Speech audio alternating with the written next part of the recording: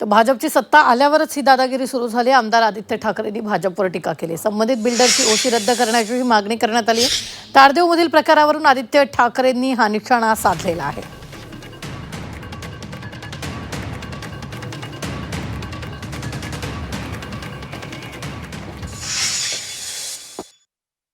Veg नॉनव्हेजचा जो विषय आहे हा आम्ही अनेकदा बोलून झालेला आहे की भाजपची सत्ता आल्यानंतरच ही दादागिरी सुरू झालेली आहे।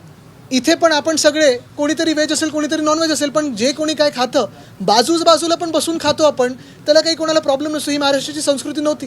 पण हा जो कोणी बिल्डर असेल ह्याची ओसी रद्द करणं ही मुख्यमंत्र्यांची जबाबदारी आहे। नाहीतर आपल्याला कळतील की मुख्यमंत्री महाराष्ट्र विरोधी आहेत आणि मराठी विरोधी आहेत।